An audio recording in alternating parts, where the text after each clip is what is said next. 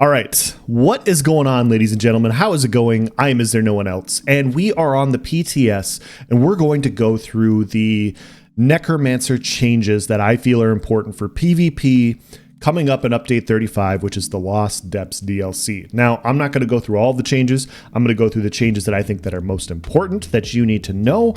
And yeah, that's what this video is. We're not gonna take any more of your time. Let's dive into it.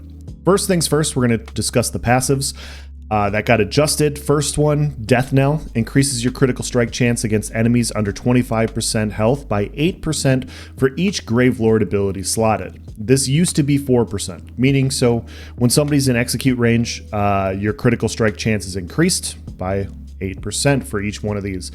So meaning your execute damage, your chances of finishing your opponents are going to naturally be higher now.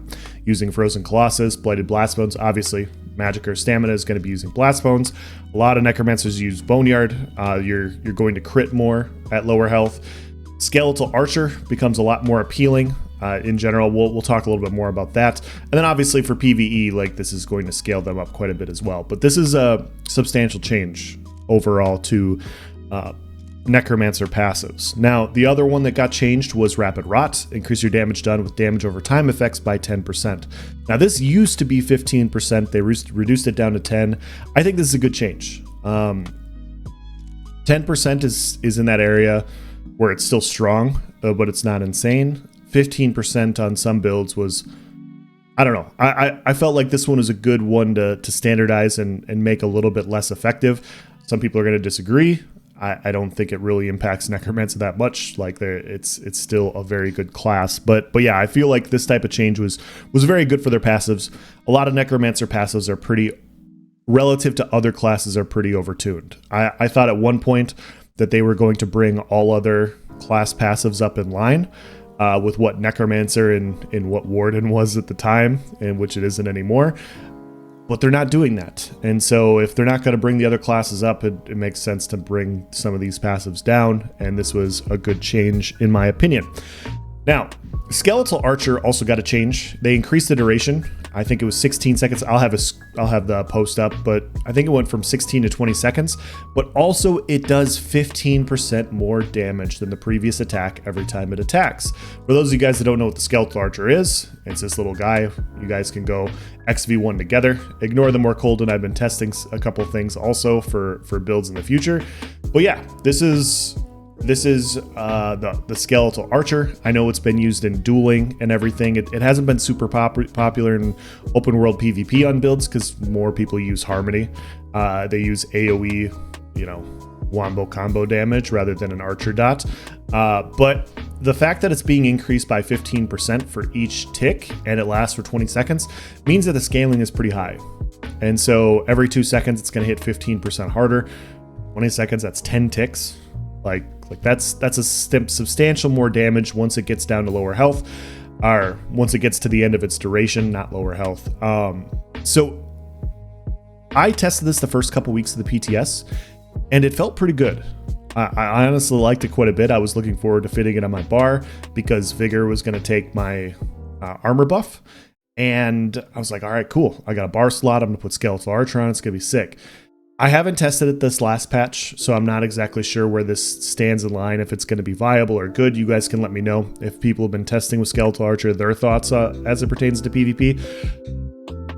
I think I think it potentially could be an option. It's worth considering. And so these changes, don't sleep on the 15% is what I'm saying. It very well may not be viable, but it's worth at least looking at, whereas in the past, not so much. So yeah.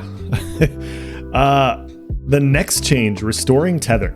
Restoring Tether, they increased the heal by 81%, and then they also reduced the times it ticks from 0.33 milliseconds to 0.66, which basically means it got a small reduction in a heal.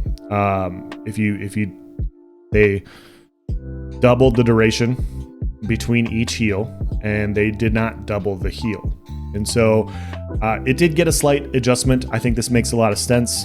One of the morphs is, as we know, it's Mortal Coil. I like to joke and call it Immortal Coil because when this is up, basically, it makes Necromancers extremely hard to kill in a 1v1 situation. almost impossible on some specs because it's just so much incoming healing, and it's really it just leads to stalemates. And so people disagree with this all the time. I think you need to look at balancing in PvP around 1v1s and group v group situations, and if you find stuff that is so strong it's causing things to stalemate for no reason at all other than it existing, it needs an adjustment. And so Mortal Coil I felt was like a good adjustment. It's not a hammered nerf or anything. I don't think it's so bad, like it was nerfed so bad it's not going to be used. I'll probably use it. I go back and forth between this and the burst heal. I'm not sure which one I'm going to use yet. It's still a good amount of healing. It's still really good. Increases your healing done. It still gives you magicka and stamina every 2 seconds while you're siphoning. Like it's still a very, very good skill. They just slightly reduce the overall impact of the healing. Spirit Mender. Spirit Mender also got an adjustment. They reduced the overall heal on this. And so if you look at Intensive Mender, let's go to our back bar and look at. Let's even buff up with Rally. Spirit Mender and Intensive Mender specifically got a substantial adjustment. I used to have a 10k tooltip on this, and now it's roughly been halved. And so every 2 seconds you get this amount of health. Some people think this is too much. I consider this skill very similar to a skill like Vigor. It's got an 8-second duration. It costs 2k magicka, 47, 42 health every 2 seconds. Whereas if you go and you look at Vigor, we go down here and we look at Vigor, you have 18,366 health over 5 seconds. So you divide that by, divide it by 5. It's under 4k health per tick every second.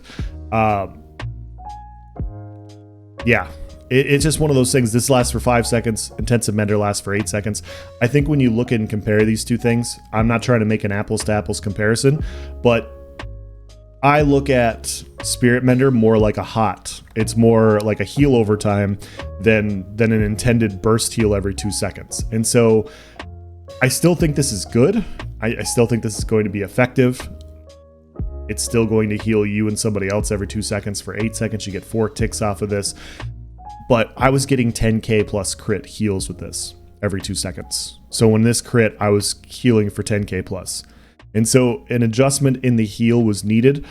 You could maybe argue that Mender was adjusted a little bit too much, but an adjustment was needed in my opinion. And Spirit Guardian also got the 50% reduction in healing, but it's understandable because this is a 10% damage mitigation skill as well. So 10% damage mitigation is extremely powerful. And so having 0 heals on Spirit Guardian would still make it a very, very good skill. They also adjusted this to where now if Spirit Guardian takes 300,000 damage, it dies. And so that's a substantial amount of health. There will be some situations where it will go down early if you're surviving, but I think that's going to be pretty rare. I do think Spirit Guardian is going to be the better, more used morph, but in situations where you're running 1v2, 1v3, 1v4, I would much rather run Intensive Mender. I think Intensive Mender, the stacking of hots is always going to be more valuable in a small group situation, and that's what Intensive Mender does. It's tough to see because it doesn't show up on your character sheet, but in Battlegrounds, Mender was healing for 3, 4, 5, 600k. Like that's how powerful Mender is, and so getting an adjustment for a hot type of skill, I think makes a lot of sense as well. So those are the overall PvP changes. I think it's nothing crazy. The death of Necromancer is, get it, because Necromancer is, yeah. You can't have an else video without a dad joke. Anyways, Necromancer is still a very good class. It is still going to be very good. It had some reasonable adjustments, unlike some other classes. And yeah, I think it's still going to be effective. It's still going to be powerful. There are a lot of things to like about Necromancer. It's extremely versatile, and yeah, still remains one of my favorite classes. Those are my overall thoughts. I would love to hear yours. Please provide in the comment section below. As always, guys, thank you for watching. Have a nice day.